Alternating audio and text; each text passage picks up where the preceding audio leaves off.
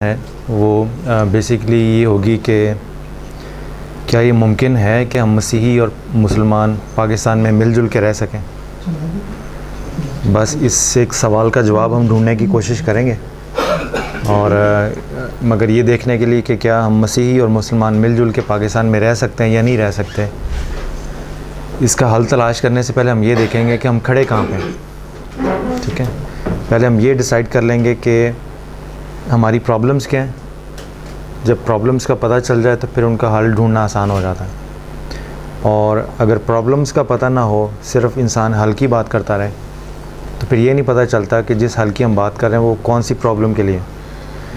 تو ایک مشکل کا حل اگر دوسری مشکل کے لیے استعمال کر لیا جائے تو وہ تیسری مشکل بن جاتی ہے۔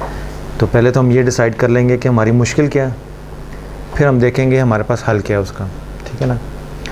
تو یہ جو پریزنٹیشن میں ہو سکتا ہے کئی لوگوں کو شوق بھی لگے، کیونکہ ہم نے جو بات کرنی ہے وہ قرآن و سنت کی روشنی میں اور بائبل کے متن کی روشنی میں کرنی ہے۔ ہم نے یہ دیکھنا ہے کہ قرآن و سنت اور اسلام کیا کہتا ہے، اور ہم یہ دیکھیں گے کہ بائبل مقدس اور کرسچینٹی کیا کہتی ہے۔ ہم نے کسی آدمی کو فالو نہیں کرنا۔ اسلام میں کوئی مقدس ایسی شخصیت نہیں ہے جو حضور صلی اللہ علیہ وسلم کے بعد اسلام کا نمائندہ کے طور پہ ہو۔ آپ آخری نبی تھے اور اس کے بعد نبوت کا دروازہ بند ہو گیا۔ اب اس کے بعد اسکالرز آتے رہیں گے، مجتہد پیدا ہوتے رہیں گے، اولیاء کرام آتے رہیں گے، مگر سب کے اوپر ایک کنڈیشن ہوگی کہ جو بھی اسلام کا نمائندہ بن کے بات کرے تو اسلام نے یہ کنڈیشن لگائی ہے کہ کیا وہ قرآن و سنت کی روشنی میں بات کر رہا ہے یا نہیں کر رہا۔ تو اگر تو وہ قرآن و سنت کی روشنی میں بات کر رہا ہے تو وہ ہمارے لیے ایکسیپٹیبل ہو جائے گا، اور اگر نہیں کر رہا تو ہم اس کو ریجیکٹ کر دیں گے، خواہ وہ کتنا ہی بڑا میڈیا کی سپورٹ پہ عالم دین ہو۔ ٹھیک ہے نا؟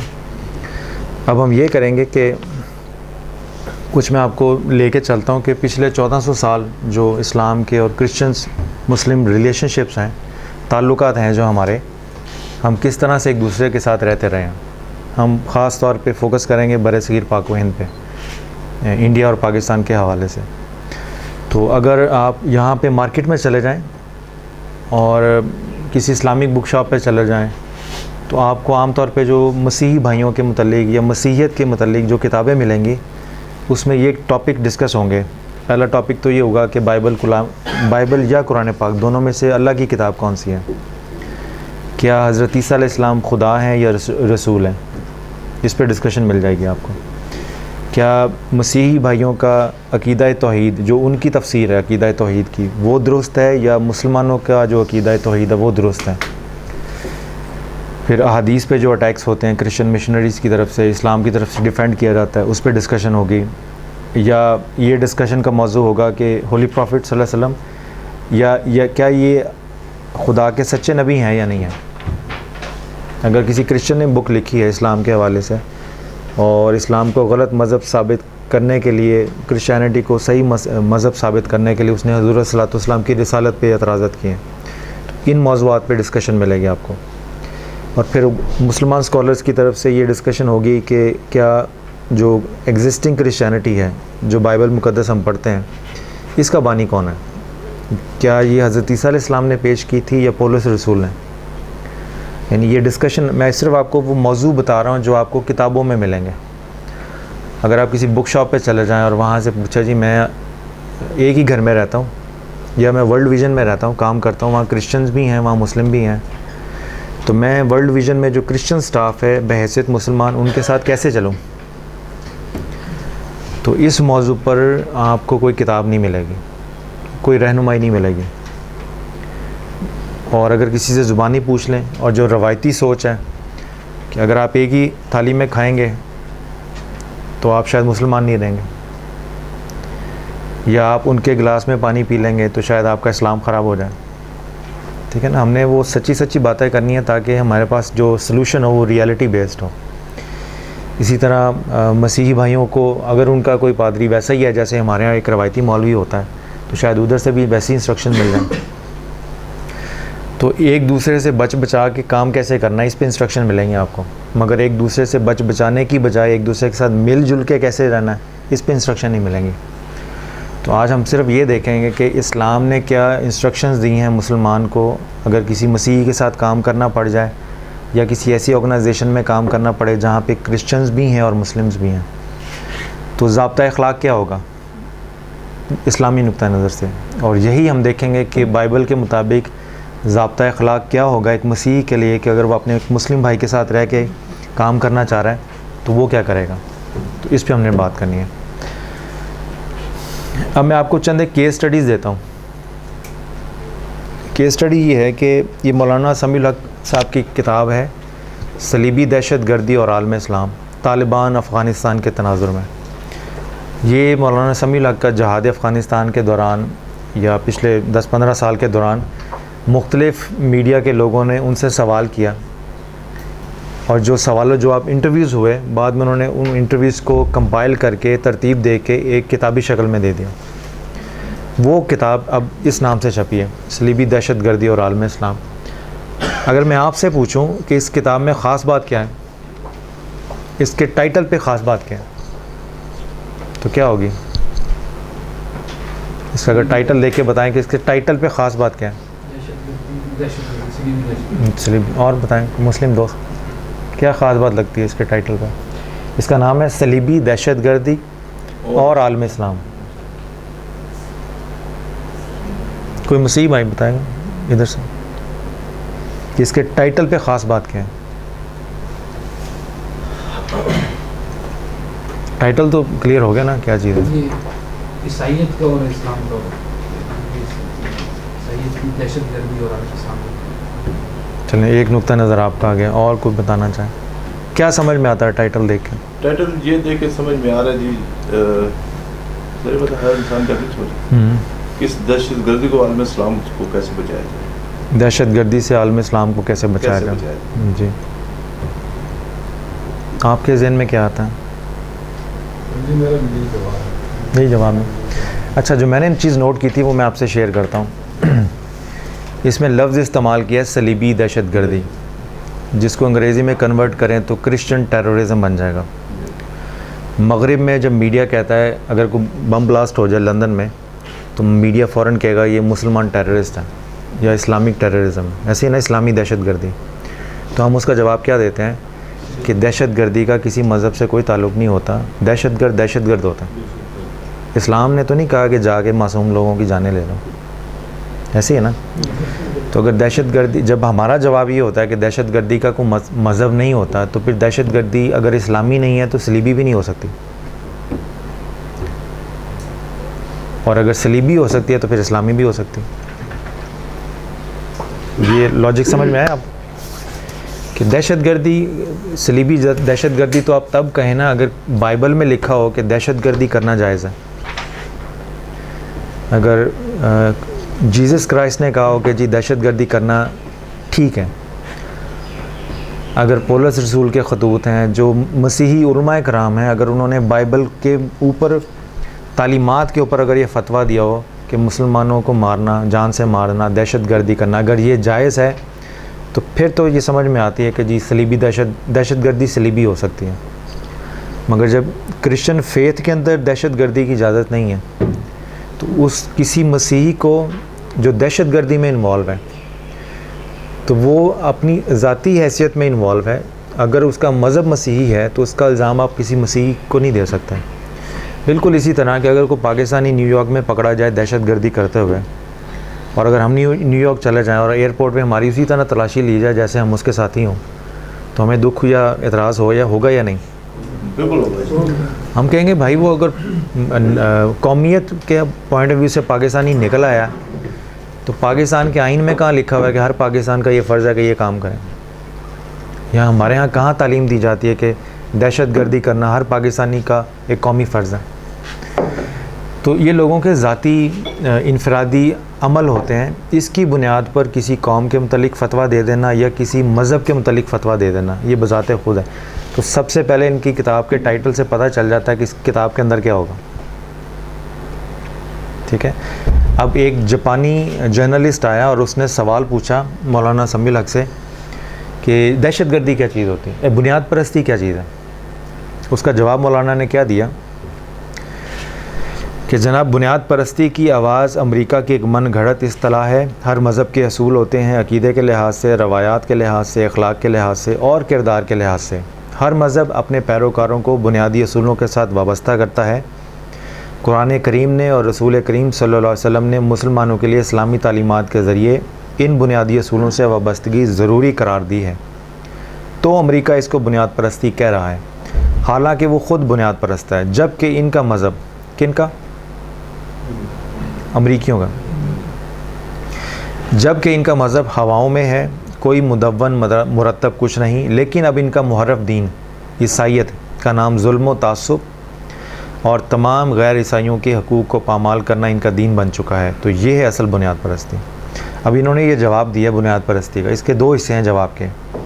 پہلا تو انہوں نے کہا ہے کہ اپنے مذہب کے بنیادی اصولوں سے محبت کرنا ہی بنیاد پرستی ہے۔ تو یہ ڈیفینیشن بالکل ٹھیک ہے اسلامی نقطہ نظر سے بھی اور مسیحی نقطہ نظر سے بھی۔ اگر کوئی مسیحی اپنے مذہب سے محبت کرتا ہے اور ایک سیکولر مائنڈ سیٹ کا آدمی، آزاد خیال کا آدمی، اس کو یہ کہے کہ تم تو بنیاد پرست ہو، تو بنیاد سے محبت کرے گا تو نجات پائے گا۔ بنیاد کو اگنور کر کے نجات تو نہیں ملتی، خواہ وہ اسلام ہو یا مسیحیت ہو۔ اب جہاں پہ انہوں نے چکر دیا مولانا نے، وہ یہ ہے کہ بات کس کی ہو رہی ہے اب آگے، تو امریکہ اس کو اب آگے انہوں نے پہلے ایک اچھی ڈیفینیشن بالکل ٹھیک کی، آدمی کنونس ہو گیا کہ بالکل صحیح بات کریں، ساتھ ہی چکر یہ دے دیا کہ بیچ میں امریکہ کو لے آئے۔ اب امریکہ کو بیچ میں لا کے اب وہ یہ کہہ رہے ہیں کہ ان کا مذہب ہواؤں میں ہے، امریکنز کا۔ کون سا مذہب؟ کرسچینٹی از اے بیس لیس ریلیجن بیسکلی۔ کمپائلیشن اس کی کچھ نہیں ہوئی، کوئی ترتیب اس کی کچھ نہیں ہے، لیکن اب ان کا محرف دین عیسائیت کا نام ظلم و تعصب اور تمام غیر عیسائیوں کے حقوق کو پامال کرنا۔ اگر اس کو انگریزی میں کنورٹ کریں اس جملے کو، تو اس کا مطلب یہی ہوگا کہ دوسروں کے ہیومن رائٹس کو وائلیٹ کرنا، اور کرولٹی یعنی ظلم و تعصب یہ دہشت گردی ہوتی ہے۔ تو کہتے ہیں کرسچینٹی اب یہ بن گئی ہے کہ دوسروں کے ہیومن رائٹس کو وائلیٹ کیا جائے اور ٹیررزم کیا جائے۔ اب اس جواب میں جو یہ انہوں نے دوسرا جواب دیا، اس کو تھوڑا سا اینالائز کرتے ہیں۔ اس میں غلطی یہ ہے کہ انہوں نے امریکہ کی حرکتوں کی بنیاد پر عیسائیت کے متعلق، مسیحیت کے متعلق فتویٰ دے دیا۔ اب ان سے سوال یہ پوچھ سکتے ہیں کہ جناب کیا مسیحیت کی بنیاد امریکہ کی خارجہ پالیسی پہ ہے؟ اگر تو ہے تو پھر امریکیوں کا بھی فرض اور حق بنتا ہے کہ وہ یہ کہیں کہ اسلام کی بنیاد پاکستان کی خارجہ پالیسی پہ ہے، قرآن و سنت پہ نہیں۔ آپ کو ڈفرینس سمجھ میں آیا؟ جب کوئی کہے گا کہ اسلام کی بنیاد قرآن و سنت پر نہیں ہے، پاکستان کی خارجہ پالیسی پہ ہے، تو پاکستان کی خارجہ پالیسی بنانے والے جدھر جائیں گے وہی اسلام سمجھا جائے گا۔ اگر وہ کوئی غلطی کریں گے تو وہی اسلام کے کھاتے میں جائے گی۔ ہم پاکستانی پھر جو بھی کریں گے وہ اسلام ہی سمجھا جائے گا۔ جبکہ ہم یہ کہیں گے کہ جناب اگر پاکستان میں کوئی غلطی کی ہے خارجہ پالیسی میں، تو چونکہ پاکستان کی خارجہ پالیسی کو چلانے والے مذہباً کون ہے؟ مسلمان۔ تو یہ مسلمانوں کا عمل ہے، اسلام کا حکم نہیں۔ اگر آپ نے مسلمانوں کو دیکھنا ہے کہ وہ کیا ہیں، تو پھر تو آپ کسی خاص ملک کو پک کر کے ڈیسائیڈ کر سکتے ہیں کہ مسلمان ایسے ہوتے ہیں۔ یعنی اگر اسلام کو اسٹڈی کرنا ہو تو مسلمانوں کو نہیں دیکھنا چاہیے، اسلام کو پڑھنا چاہیے۔ پھر آپ کو پتہ چل جائے گا کہ صحیح مسلمان کون ہے اور خراب مسلمان کون ہے۔ یہ لاجک اور منطق کا ڈیسیجن ہے نمبر 1، ٹھیک ہے۔ ہم ان سے اسی طرح ہم یہ کہہ سکتے ہیں کہ اگر آپ نے مسیحیت کو پڑھنا ہے تو آپ امریکہ کی خارجہ پالیسی کو نہ دیکھیں، آپ یہ دیکھیں کہ بائبل مقدس کیا کہتی ہے۔ کیا بائبل میں یہ تعلیم ہے کہ آپ کسی کے حقوق کو وائلیٹ کریں؟ کیا بائبل میں لکھا ہوا ہے کہ آپ کسی پہ ظلم کریں؟ تو اگر آپ نے مذہب کو پڑھنا ہے تو اس مذہب کو سمجھنے کے لیے اس کے پیروکاروں کو نہ دیکھیں، اس مذہب کی تعلیمات پہ جائیں۔ جب آپ تعلیمات کو دیکھیں گے تو آپ کو خود بخود سمجھ آ جائے گا کہ اس مذہب کے ماننے والوں میں کون اپنے مذہب کو فالو کر رہا ہے اور کون اپنی اندر کی نفسانی خواہشات کو فالو کر رہا ہے۔ یہ فرق ہوتا ہے دونوں میں۔ یہ کلیئر ہو گیا؟ سمجھ میں آ گیا؟ اسی طرح ایک اور کتاب ہے عیسائیت تجزیہ و مطالعہ، پروفیسر ساجد میر کی لکھی ہوئی ہے، اور یہ دارالاسلام والوں نے چھاپی ہے۔ یہ اہل حدیث مسلک سے ہیں، جس کو ہم وہابی بھی کہہ دیتے ہیں، اور یہ سعودی عرب سے چھپی ہے۔ پہلے یہ عربک لینگویج میں چھپی تھی، پھر اس کا اردو ترجمہ ہوا، اب اس کا انگریزی اور کئی زبانوں میں ترجمہ ہو گیا، یہ پوری دنیا میں مارکیٹ ہو رہی ہے کتاب.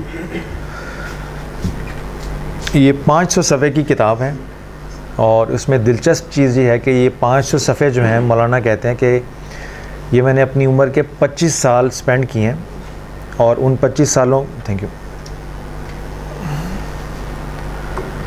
25 سال میں نے افریقہ کا سفر کیا ہے، یورپ کا سفر کیا ہے، امریکہ کا، انگلینڈ کا سفر کیا ہے، وہاں کی لائبریریاں میں نے کھنگالی ہیں.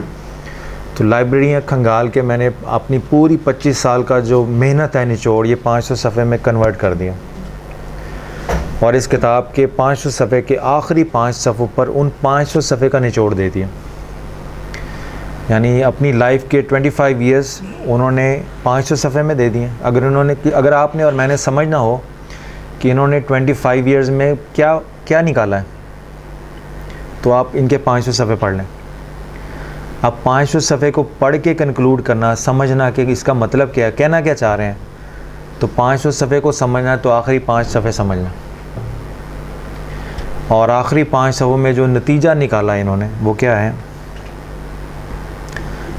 یہ اب آخری جو صفحے ہیں پیج نمبر 493، وہ کہتے ہیں کہ مذہبی پیشواؤں کی خرابیاں اگر محدود اور انفرادی پیمانہ پر ہوں تو اس قول کی صحت قابل تسلیم ہو سکتی ہے، لیکن جب یہ خرابیاں ہمہ گیر اور انتہائی شدید نوعیت کی ہوں تو یہ لازماً عقیدہ اور مذہب کی بنیادی خرابی پر دلالت کریں گی. اتنے بلند بانگ دعووں اور نعروں کے پس منظر میں اتنی اونچی اور سطح پر ایسی شدید اور ہمہ گیر خباستیں جن کا مقابلہ کسی مذہب کی تاریخ نہیں کر سکتی، یقیناً مسیحی عقائد کے بعض بنیادی نقائص پر مبنی ہے. اور پھر اینڈ پہ کہتے ہیں آخری پیج پہ کہ اندری حالات یہ کہنا بالکل درست ہوگا کہ پاپاؤں، راہبوں اور دوسرے مسیحی پیشواؤں کا گھنونا کردار ان کے مذہبی نظریات اور عقائد ہی کی بگاڑ کا نتیجہ.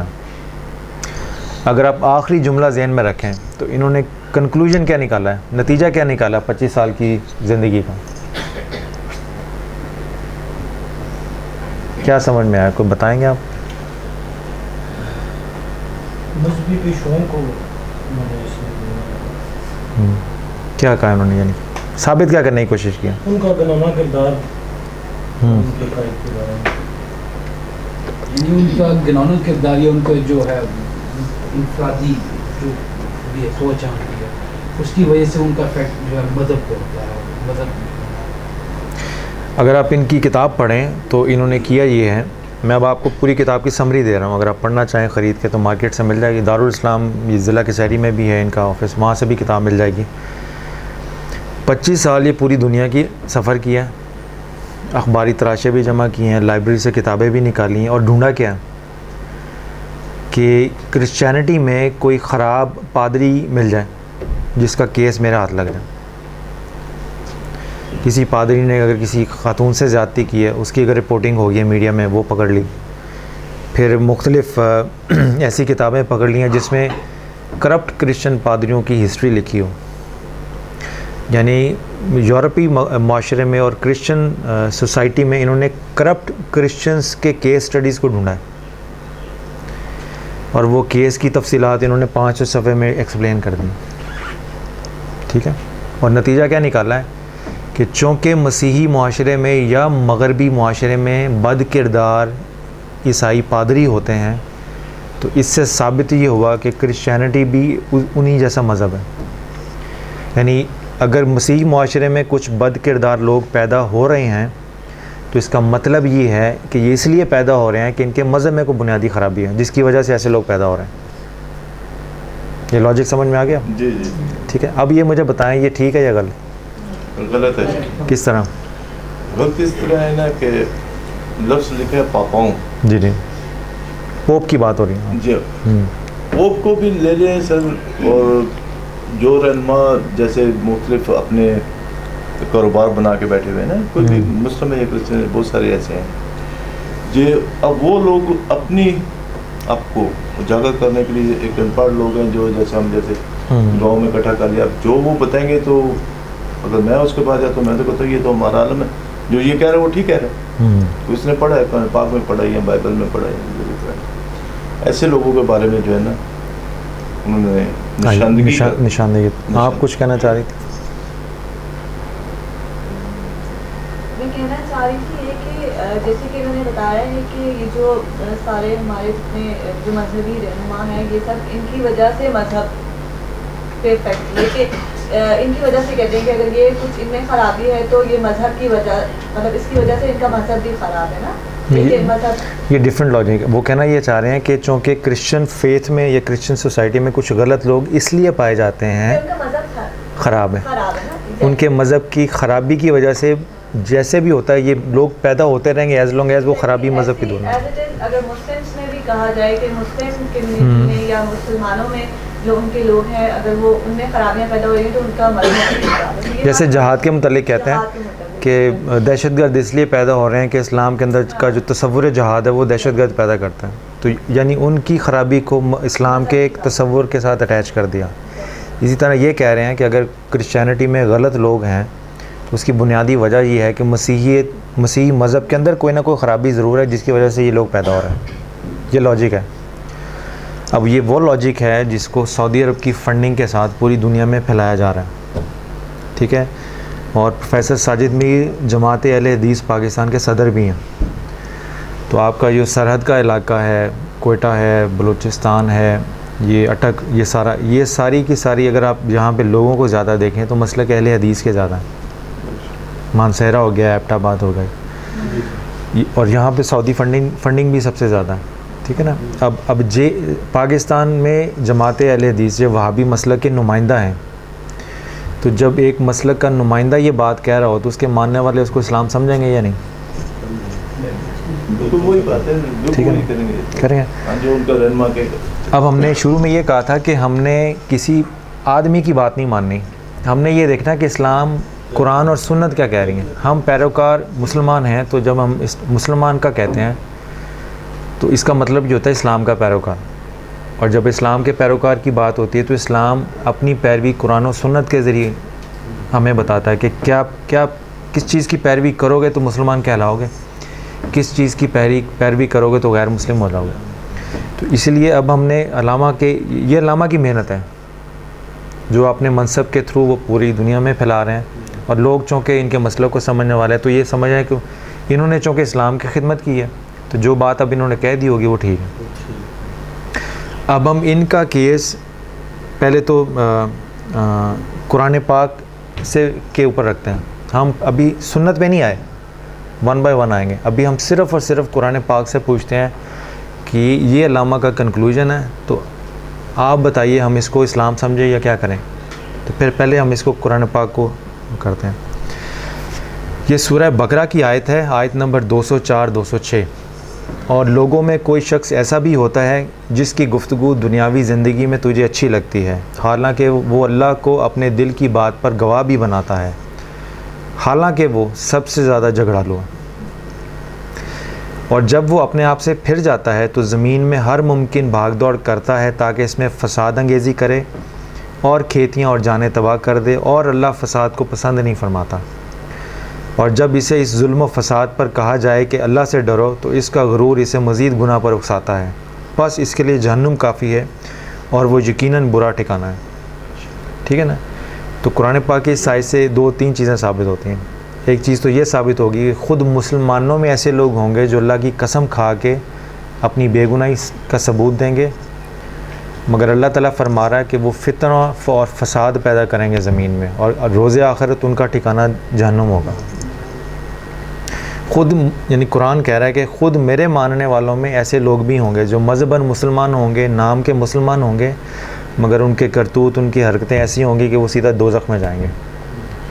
اب اگر ہم علامہ کی منطق کو ٹھیک کہہ لیں, ساجد میر کی, کہ کرسچن کمیونٹی میں کچھ غلط کرسچنز کے ہونے کا مطلب یہ ہے کہ بائبل مقدس میں یا کرسچینٹی میں کوئی نقص ہیں, تو قرآن کی آیت سے یہ بھی ثابت ہو گیا کہ اسلامی معاشروں میں بھی کچھ غلط مسلمان ہوں گے.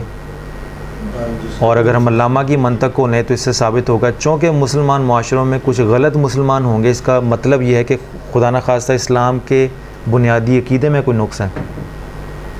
تو اگر منطق ایک ہی ہوتی ہے, اگر وہ اسلامی ہوگی تو اپنے لیے ڈیفرنٹ اور دوسروں کے لیے ڈیفرنٹ نہیں ہوتی, حق کی رائے کی ہوتی ہے نا.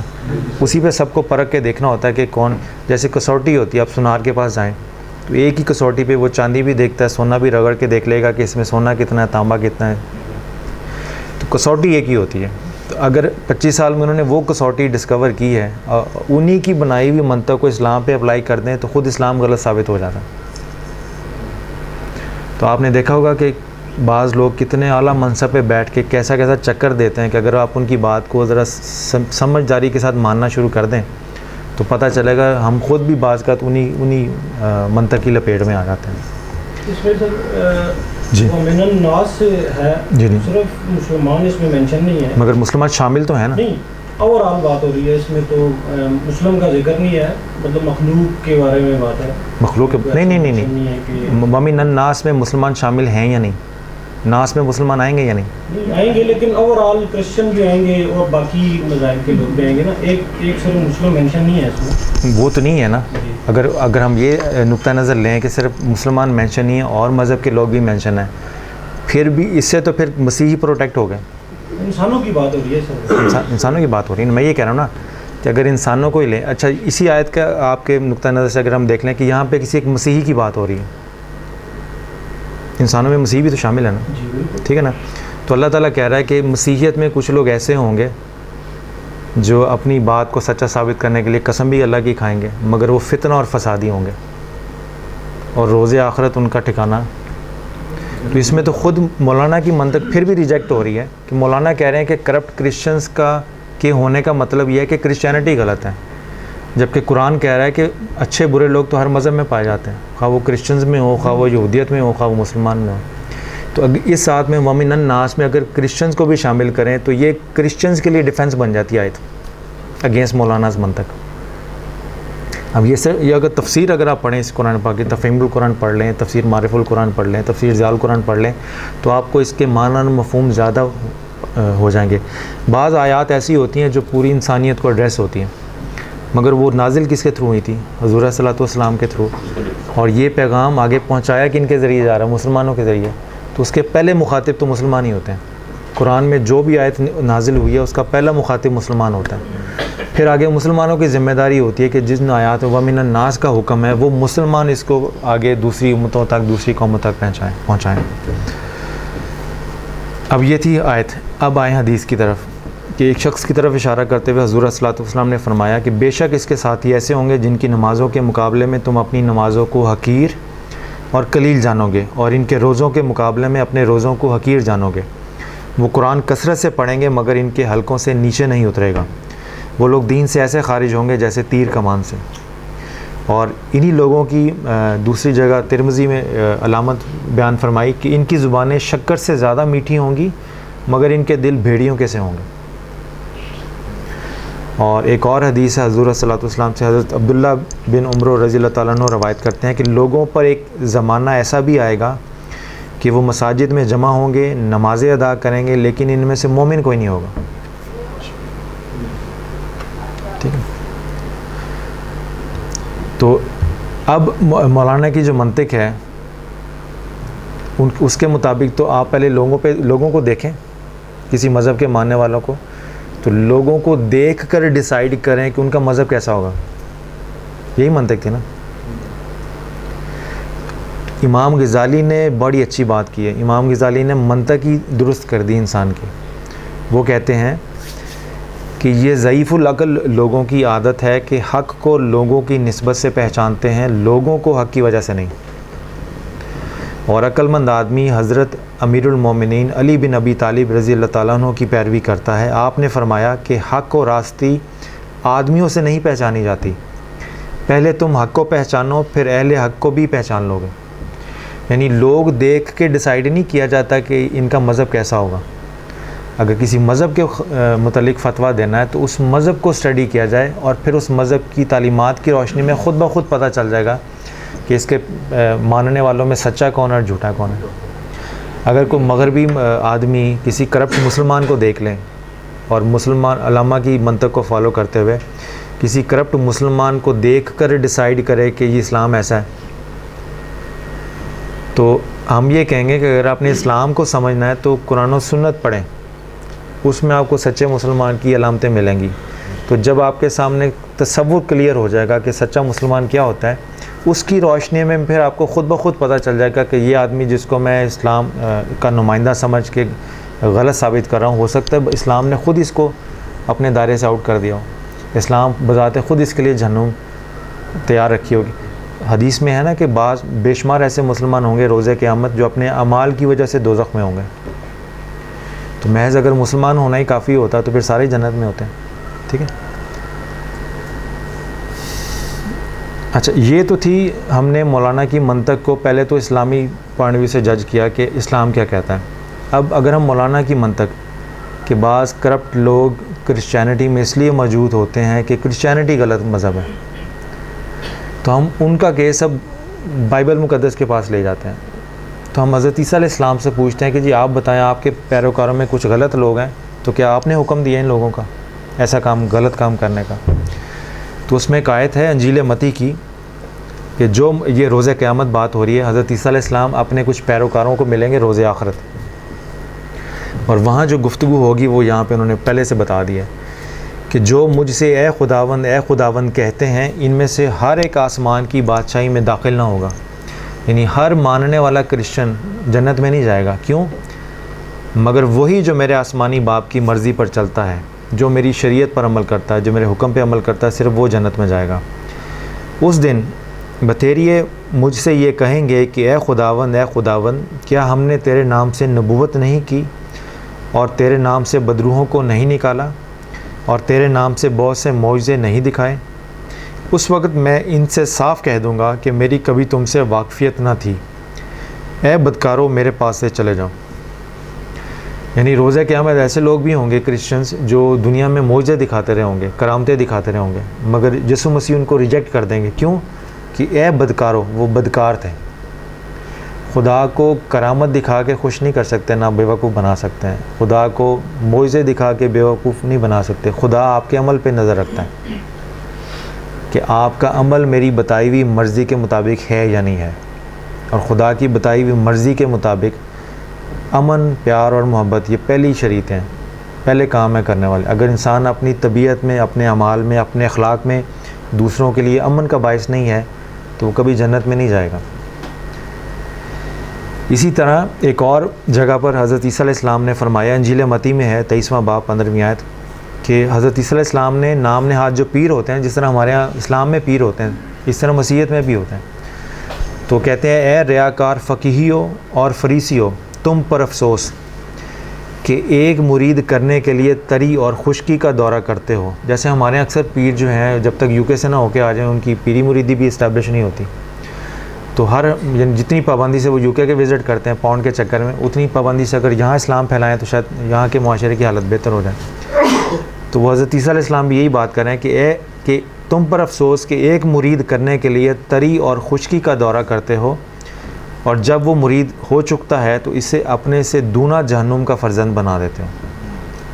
اس کی پھر تم تربیت ایسی کرتے ہو، اس کو اپنی مارکیٹنگ ڈپارٹمنٹ کا حصہ بنا دیتے ہو کہ تمہیں میں نے مرید کر لیا، اب اور مرید ڈھونڈ کے لاؤ تاکہ کیش اور بینک بیلنس جو زیادہ سے زیادہ انکریز ہو رہا ہے۔ اچھا، یہ آپ نے دیکھ لیا پچھلی، اب وہ یہاں تک کلیئر ہے؟ مطلب کہ میں کوشش کر رہا ہوں بالکل آسان زبان میں تاکہ اب کچھ اور کیس اسٹڈیز دکھاتا ہوں کہ لوگ اسلام کس طرح پھیلانا پسند کرتے ہیں۔ ایک کتاب ہے محمد متین خالد کی، پادریوں کے کرتوت۔ اس کے ٹائٹل پہ کیا دلچسپ بات ہے،